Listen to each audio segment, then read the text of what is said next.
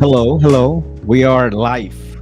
Not only live, we're so live. We're so live in many different platforms right now. I want to thank the multilingual team for making this conversation possible today. And of course, our sponsor for today, RWS. And thank you, everyone who's tuning in on LinkedIn and also YouTube. Please remember to leave your messages. If you don't yet follow Multilingual Media, please do so. Follow Multilingual Magazine, but also follow Localization Today. That's the podcast you're listening to right now. If you're doing it live, thank you so much for joining us. If you are listening to the recording, thank you so much for listening to the recording. If you are on your phone or if you are on a desktop application in social media where you can leave a comment about what you'll be listening to today, please do so. Comments are very appreciated. It tells us about the quality of the content that we're putting out there. So thank you so much, everyone, for giving us your thoughts about what we do. We have released the digital version of the September issue. Hidden gems is what we're focusing on that issue.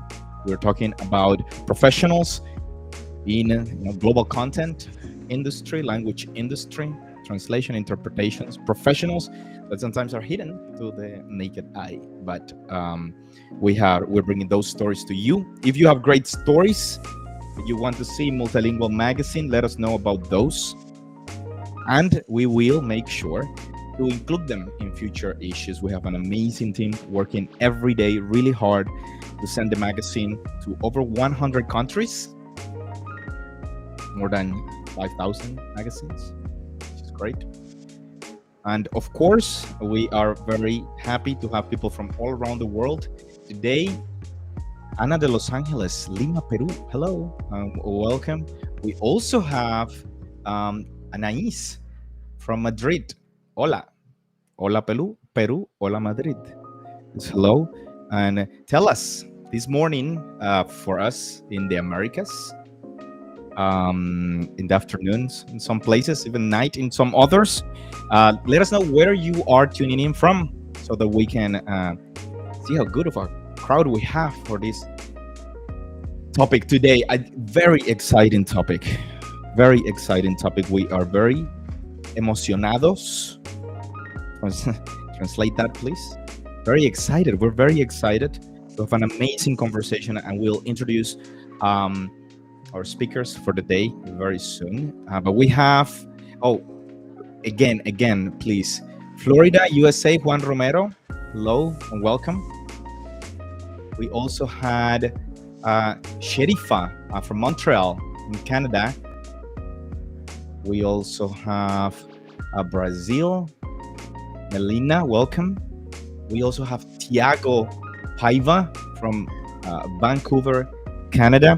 Please keep those coming, and we'll take a look at those at a certain juncture in the conversation. Feel free to leave your questions regarding this webinar as you are watching it, so that we can have Maureen and Francesca help us with those answers. For those that don't know me, my name is Eddie Arrieta. I am the CEO here at Multilingual Media, and I'll be the host of this conversation today. Oh, we have more people. So Sherifa, we had her Montreal, Massimo, Oakland, California. And yes, thank you, Camila. North Italy, Maryland, Long Island, St. Augustine, Florida, Madrid, another one, Poland. Oh, Milan. We should Milan. We should do statistical breakout to see which continent got the most people listening to the conversation live. Doesn't count if you listen to it later. But it's enough. We have a very tight schedule. My apologies to everyone. We've been waiting for the conversation for too long. Once again, hello and welcome to Localization Today Live. We are thrilled to have you with us today for a panel discussion on cultural integration, collaboration, and technology in localization. Thank you again for joining us. And as always, let us know in the chat where in the world you are watching us from. Where in the world, which continent? First, we are joined by two outstanding leaders in the localization space. Maureen Lalaymia Phillips, Program Director at RWS Group with more than 30 years of experience. Maureen has built her career designing workflows that combine speed, scale, and quality, turning localization into a core driver of business growth. She brings deep expertise in complex programs management, and her leadership continues to shape how global organizations deliver content that resonate worldwide. We are also joined by Francesca Di Marco, who leads internationalization and global development at Pinterest. Francesca has spent her career at the intersection of language, culture, and technology, from academia to gaming to social platforms. At Pinterest, she has built and scaled teams that bridge global markets, driving product and marketing strategies for nearly 500 million users. Beyond her work in tech, Francesca is also a filmmaker, a storyteller with a passion for exploring culture through every medium. We'll be going into how cultural understanding drives user trust, how collaborative workflows between client and partner keep quality high, where AI and machine learning can and can't take us, and how to measure whether our localization efforts are really moving the needle. We will also have time for questions, so please share them in the comments. We'll bring as many as possible into the discussion at the end of the panel in about 40 to 45 minutes. Francesca, Maureen, welcome to the conversation. Thank you. Thank you for having us. Thank you so much. And as you can see, we have people from all over the world, and it's always very wonderful to see people from everywhere. And Mila, in the background, if you can turn down the music, that'd be amazing. Thank you. We're always really happy to have people from all over the world, and that's what makes this experience really great. But how are you today? Morning, afternoon? I don't know if you can share where in the world you are. I'm in a city called Sincelejo, in the north region of Colombia. As we call it, the Caribbean of Colombia. So I'm in a small city called Sincelejo. And Camila, who is in our back end, she is in a city called Monteria, about an hour from here. But we actually don't see each other as often as we should. But yes, I'm in Colombia, South America. It's morning for us, so the day is starting. Lovely. Hello, everyone. I'm based in the UK, just outside of London. And yeah, afternoon. So yeah, past 5 o'clock here in the evening. I'm really excited about this webinar. So yeah, and I've actually recognized a few names of people that have joined. So yes. Hi everyone, I'm joining from San Francisco Bay Area in California. So it's 9 a.m. over here. Really excited to get this done with you all today. And we were so happy, as I was telling everyone before we started the conversation. It's a topic that goes to the heart of what we talk about in localization today. So I'm pretty sure they are going to appreciate the questions that we have this morning.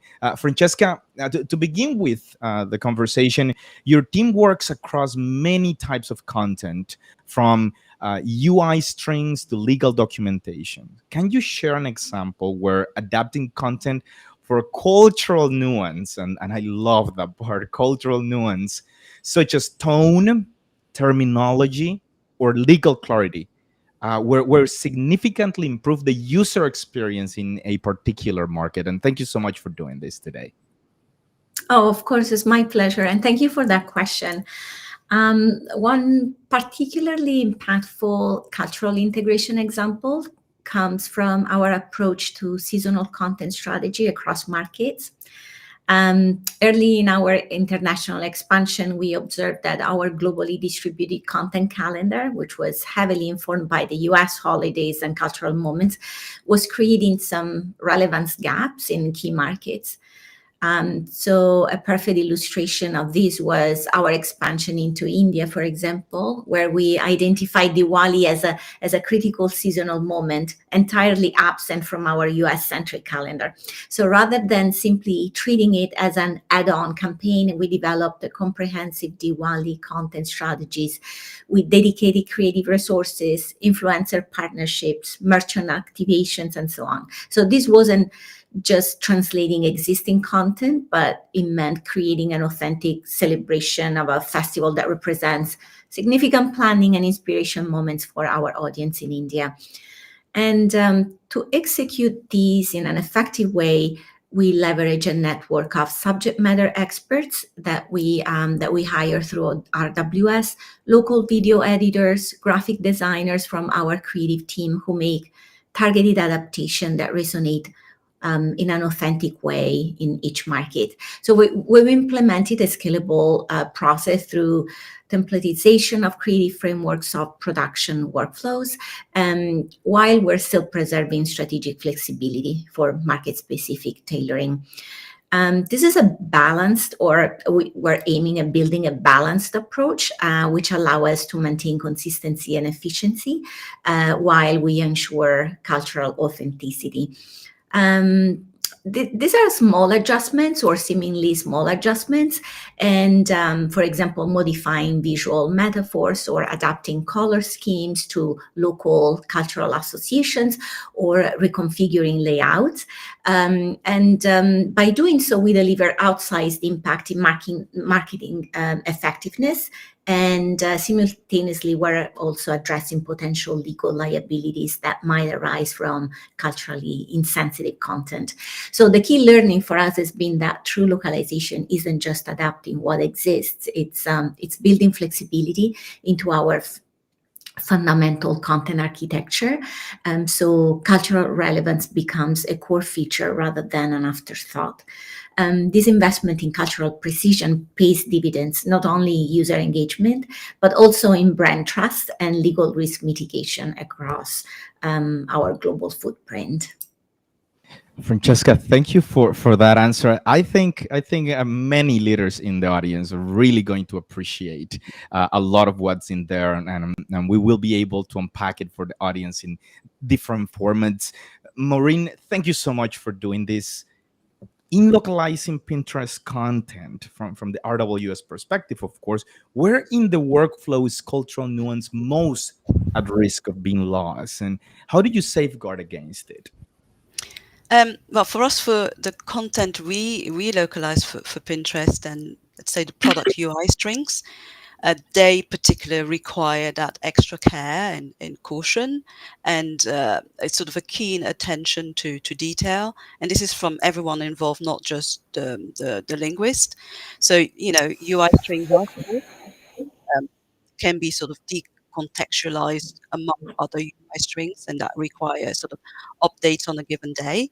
And sort of the lack of a job level, which we mean sort of a cohesive linear body of text, when translating, that makes the individual string level context crucial. So the linguist must carefully check the content for each string and be 100% understand 100% that the given context. So even a half certain guess can lead to poor end user experience. And we know what that means. Poor end user experience leads to decreased engagement, which is largely how Pinterest measures success in international markets. Um, and the query management that sort of ensure that linguists can quickly get the clarification they need before pushing the strings directly to the next workflow step. Um, so yeah, if I have to give an example, just a short string like board as an example, and that could be without context easily turn into a plank. And we don't save the pins to planks, right? So either way, context is very key here. And if I have to look at other restrictions when you're translating UI, such as the sort of text expansion, for languages that expand, character limits become necessary in some cases, and character limits for some locales are sort of restrictive, require that level of creativity, like transcreation, to convey the meaning in a sort of literal, fitting way to still land culturally.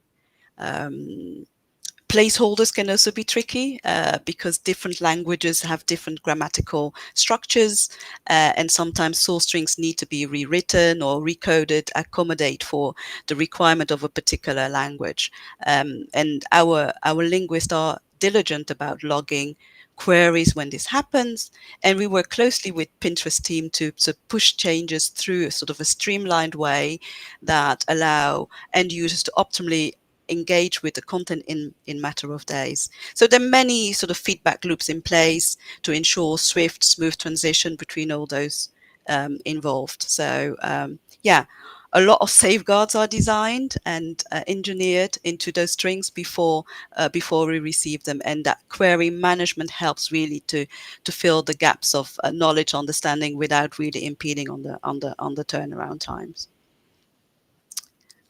Yeah, and ultimately, just to add as well, should the safeguard sort of fall prior to or during a translation, then we have what we call post-production LQA protocols that kick in to identify issues in sort of in the localized product, and then take the steps that we need to address then, and learn from that so we can prevent in the future. Thank you so much for that answer. And just a quick reminder, if you're watching on LinkedIn or YouTube, we'd love to hear from you. Drop your questions in the comments at any time, and we'll bring them into a QA portion toward the end of this panel for both panelists. At which points or what points in the localization workflow do RWS and Pinterest need the closest collaboration to make sure content lands well in each market? I'm going to start. I think that the most critical collaboration points between Pinterest and RWS occur at two key stages of the localization workflow. First, we've found that collaboration during contextual adaptation is vital, is really, really essential, and particularly for sales, marketing materials. And there is often an assumption that content can easily flow between similar markets, but this can lead to missteps. Recently, for example, when US and Canadian sales teams were unified under one North American leadership, the assumption was that content could be shared seamlessly due to linguistic similarities across these two markets. But when developing materials addressing tariff instability, our market specialists discovered that there were a lot of differences in how these policies affected Canadian businesses, and they were requiring completely different messaging. The second point is the quality assessment stage, which demands close partnership, as Maureen was anticipating before. We've implemented a collaborative review process where Pinterest stakeholders and RWS language experts jointly evaluate whether the localized content achieves both linguistic accuracy and business objectives, and something neither team could effectively judge independently. So what makes this approach successful is that Pinterest tries to think globally from the outset, soliciting input from different teams and the RWS team. And yet we're also pragmatic about sometimes making strategic decisions to prioritize certain markets based on business objectives, as long as those decisions are made with full awareness of the cultural implications. Yeah, Francesca, you summed it up, correctly there. I mean, what this is what is an effective workflow is like for sort of collaboration wise. So seamless collaboration across each stage of the workflow, before, during, and after, creates a safeguard against those intensified moments of heightened collaboration that can arise if steps are skipped to fast track a delivery if, say, a launch date is pushed up. And well, over our partnership, we've become much more involved in the early pre-localization process stages.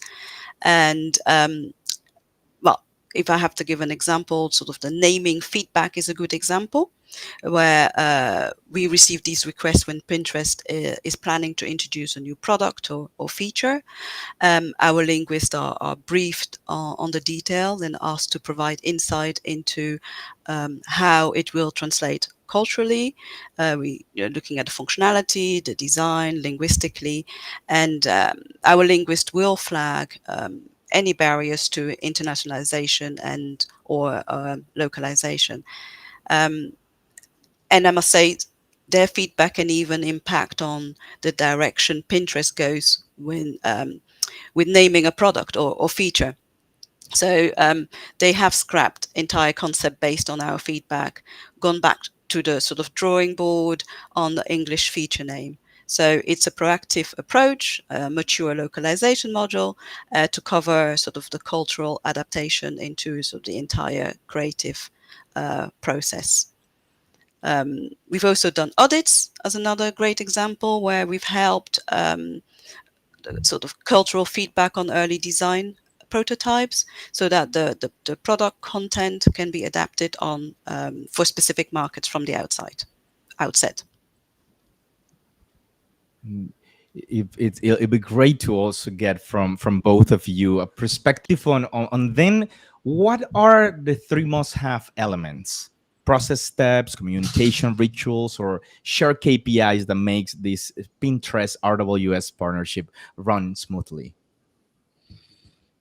I'm going to start. The three must-have elements that make our Pinterest RWS partnership truly effective, in my opinion, are integrated planning sessions.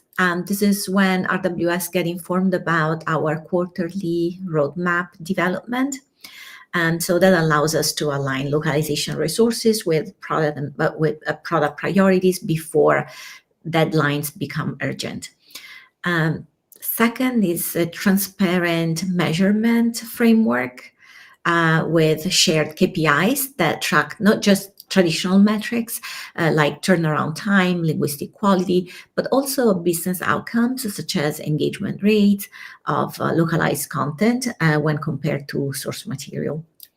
And lastly, a formalized knowledge transfer protocols that ensure cultural insights are captured during localization flow, and they go back to our creative and product teams.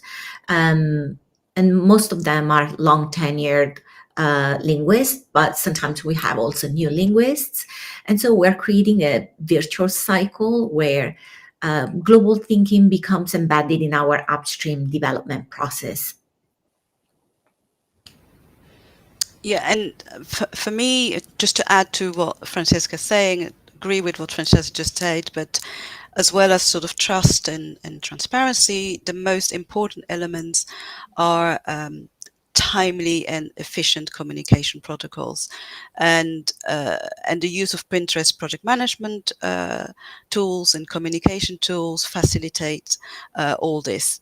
And in addition, we have regular sync ad hoc video calls for any collaborative problem solving and process building.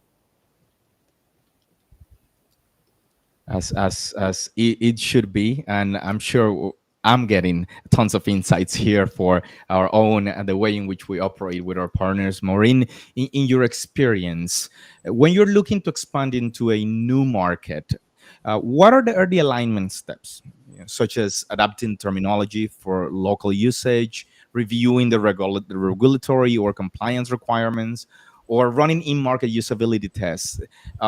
Which ones of these help ensure the localization approach is actually accurate, culturally relevant, and also scalable from the start? Yeah. So generally, when we onboard sort of new locales, we onboard for new locales. The first request are the policy content that we're getting. So regulatory compliance requirements must be tackled first. Otherwise, you might not even be able to expand into a market. So when Pinterest launched into Arabic, Afrikaans, Croatian, Bulgarian markets, we knew about it well in advance. I mean, we had already onboarded our linguist prior to receiving the request. It was very important from our side to really rely on the heads up from Pinterest. So we were able to right away localize the policy side pages. So internally, we had to coordinate with our quality team, our supply chain, to onboard the linguist with the right profile, with the content specific expertise and credentials. So we tested several linguists for each locale before decided who to onboard. In addition, the Pinterest localization team, they have a streamlined and elaborate feedback loop between our linguists, their stakeholders, with Francesca's team, my team as intermediaries. So yeah, and straight after localizing then the policy content, what happened, which was a great approach, is Pinterest followed up with the legal glossary creation request for these locales, which was very smart because since the translators had, the translation was fresh in the linguist's mind, so they reviewed the final copies of the legal translation one last time without that added time pressure, and extracted the terms that should be added to the glossaries. And also prior to actually step back, prior to going into certain markets, what we also do helping Pinterest with targeted qualitative research. For example, before deciding to launch into additional Indian markets, we help test app trends, user behavior, for example. We often are asked to help with the preliminary market research as well. So yeah, pretty cool stuff we do for them. Pretty cool stuff. And of course, Francesca, how do you balance then the speed of product iteration of Pinterest with the need for RWS to build the rigorous localization checks without creating any friction? Yeah, I mean, balancing rapid product iteration with localization quality is essentially about strategic integration rather than treating them as competing priorities. So we have approached this challenge through two key mechanisms. First, we've transformed our resource readiness model through dedicated linguist teams in the market for 40 languages. So rather than relying on ad hoc resource allocation, we secure a committed daily workload with RWS, and this creates linguist continuity, affiliation, a sense of loyalty to our account, to our brand, to our product. And these specialists work on Pinterest content every day, so they're thoroughly trained on our products. They're very familiar with our brand voice, and consistently available when we need them. So this model has dramatically reduced the knowledge transfer overhead that typically slows localization processes. And the result is significantly faster turnaround without sacrificing the nuanced understanding that quality localization demands.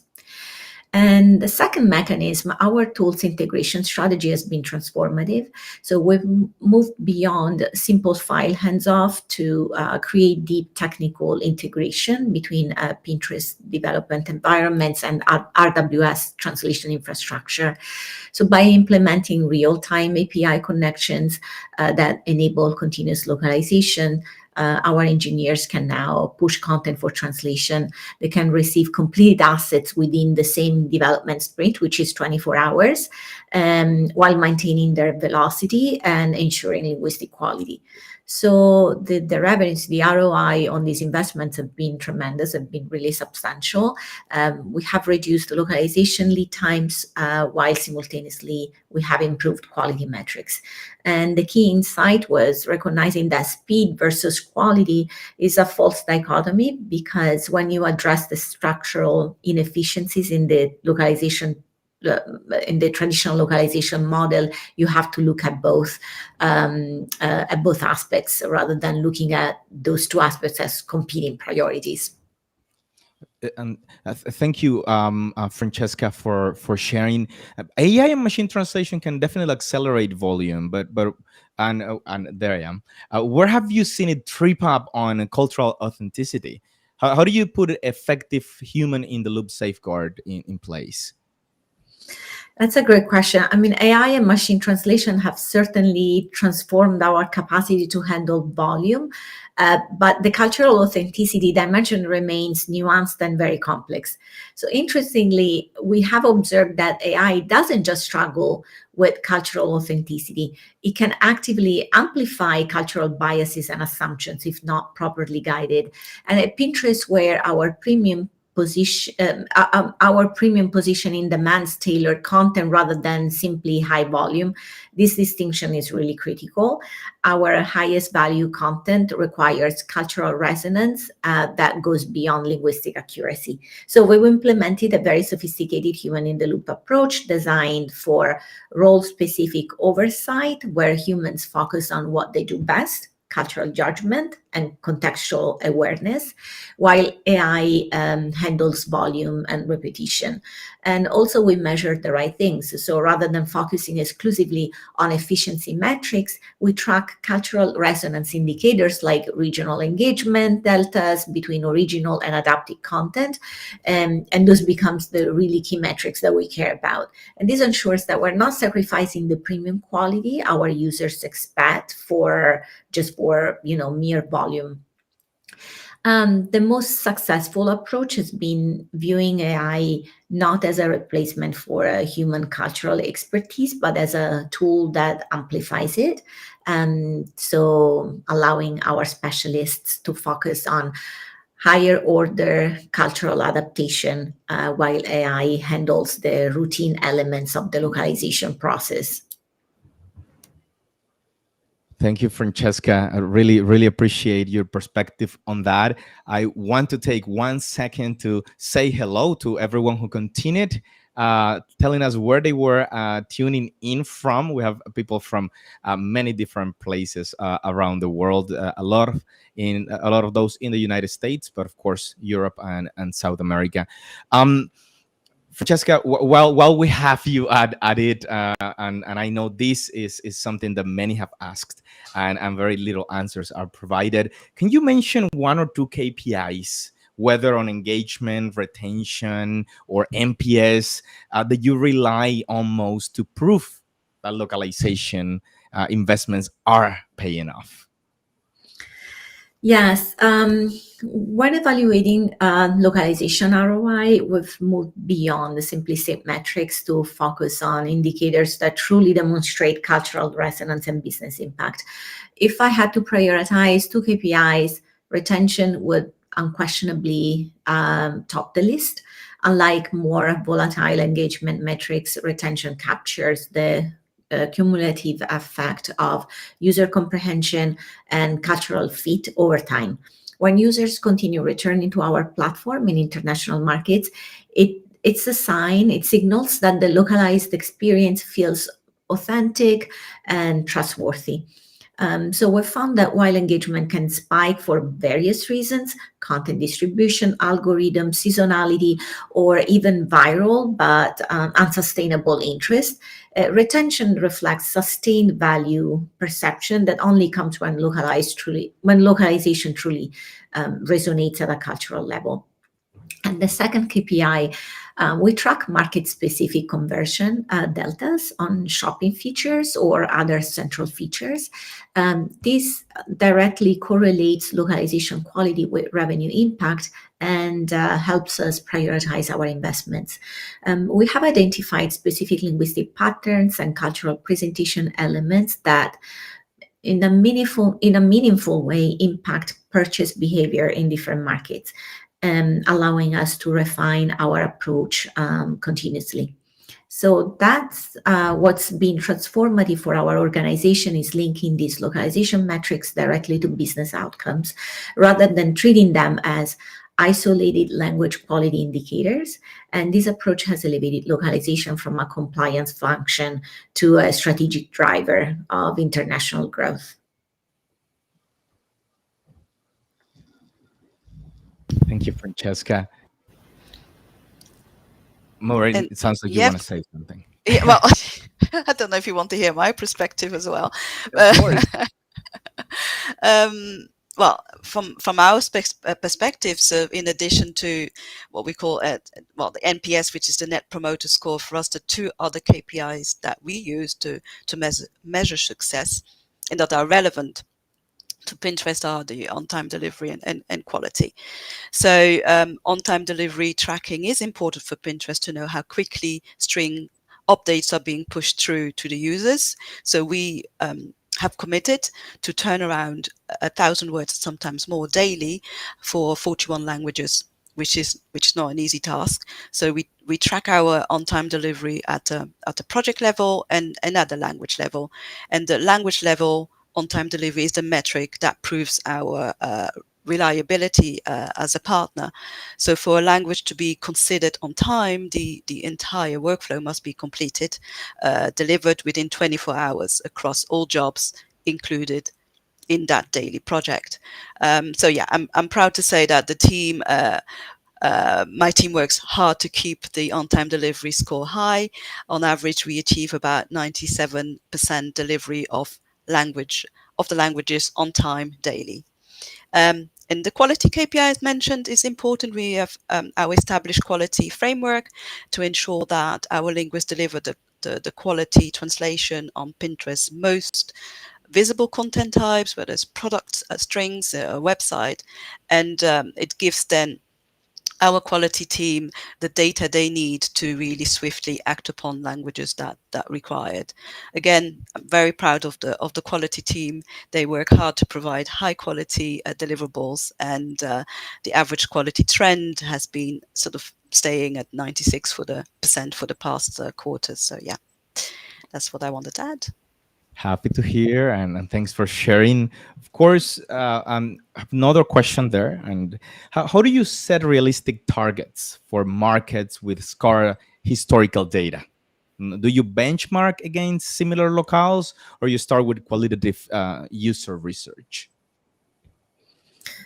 Yes, setting realistic targets for new markets without robust historical data requires a balanced approach that leverages both quantitative signals and qualitative insights. So we have developed a guided clustering methodology that begins with quantifiable market characteristics, clustering regions based on language families, English tolerance, cultural proximity, index, a device mix, a GDP per capita, internet penetration. So this gives us a starting framework to identify potentially similar markets where we can borrow initial benchmarks. But these quantitative clusters only tell part of the story. So we learned that seemingly similar markets can have dramatically different user behaviors based on nuanced cultural factors that aren't captured in broad metrics.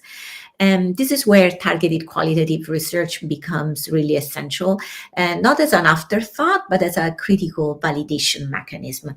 So we conduct focused user studies in new markets before full-scale investment, and using these insights to pressure test our clustering assumptions and identify market-specific variables our models might have missed.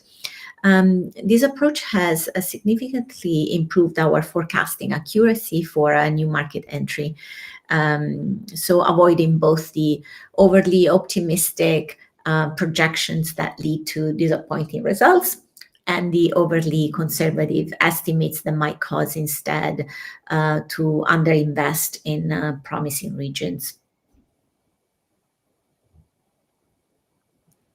Thank you, Francesca. Thank you, Maureen. And of course, thank you to everyone who has been listening to the conversation so far.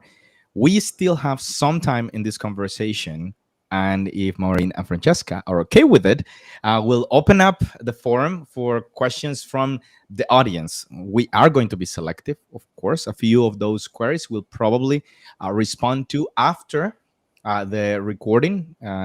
So if you are looking to ask a question today, please put it out there. From my perspective and from the multilingual team, one of the big questions that we've had throughout the past few years is the conversation on culturalization. And culture is represented in so many different ways. For example, for myself, culture is the way the things people do. And the things people do are very different in my hometown, Sincelejo, a very small town in the coastal region of Colombia, versus anywhere else around the world. And my curiosity to understand how all of this helps inform what you do professionally.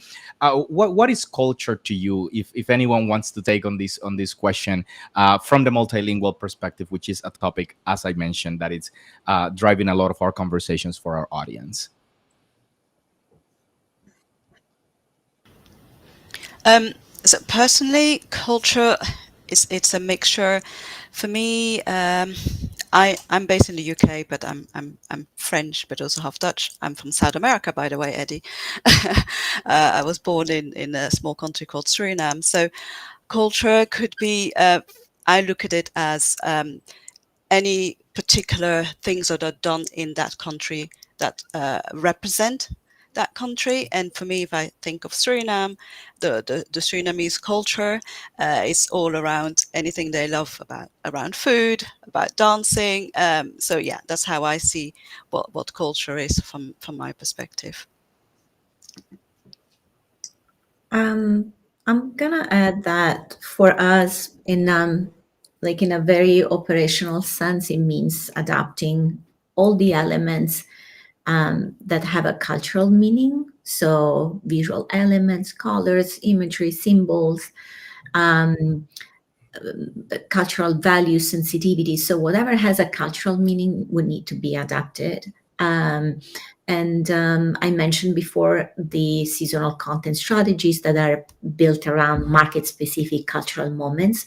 That's, I think, it's an explanatory case of where we adapt in a very creative way and with a creative direction culture, so that we can reflect local aesthetic preferences, visual language, and we really customize a user experience to match their local decision making and interaction patterns, essentially. Thank you, Francesca. Thank you, Maureen, for indulging me on this. And I know that this is gonna be an overindulgence now. But I was curious when we were reading the profiles on the extracurriculars that we might have. So. Francesca, Maureen, if you can indulge us, I would love to know a little bit more about what you do outside of this very, very professional background that we've been talking about today. Is there anything you can share with us that might be surprising to anyone? I just think it's surprising. I don't know if anything surprising. What I do outside, I do love to travel and get to know, go to different countries and get to, sample the culture, because we're talking about culture, right? Right. And trying new food yeah. What else do I do outside? I'm not doing any fancy stuff like Francesca. She does, filming, and I'd like to hear a bit more about that. Yes. Well, I've been spending quite a good amount of sleepless nights working on documentary. I have 3 projects at the moment: 2 documentaries and a short film. So I'm working on the script for a short film, and 2 documentaries at the moment. I love dancing. Been taking classes Afro-Brazilian dance for, I don't know, 20 years now. But I'm not a good dancer. So yeah, this is what I do outside of outside of this. Of course, of course. Thank you so much for sharing. And I think that's all about the human element that we also like to see here. Localization today.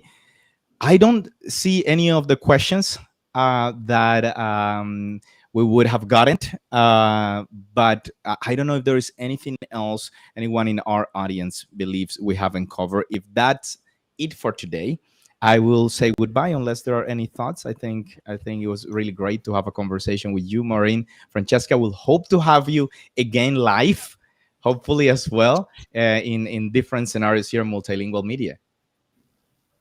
Thank you so much for having us. I really enjoyed it, and yeah, bye everyone. And I wanted to add, if there's no questions, that means we've done a good job, Francesca, right? We have explained everything correctly. So if there's no questions, yeah, we've done a good job. But thank you.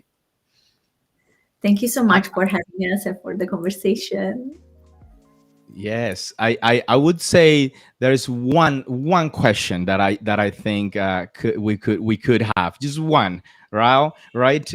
It's from Paula Barbeto, and she's asking right before we go. I'm interested in knowing which platform or tool the linguists use. Do they use Stratos Studio, or did RWS develop something specific for Pinterest? That's for you, Maureen. Yeah, no, the translators work directly in Pinterest's TMS, the cat tool directly, but it's not Trados. All right. Thank you very much. Then this is it. This brings an end to our conversation, to our discussion. Now we'd like to open, and my apologies, I was going to open the floor for questions again. Thank you, everyone who joined us today, and a special thanks once again to Maureen and Francesca for sharing their experience and perspective. We appreciate your questions. My name is Jeff, Multilingual Media. This was Localization Today Live. Until the next time, goodbye.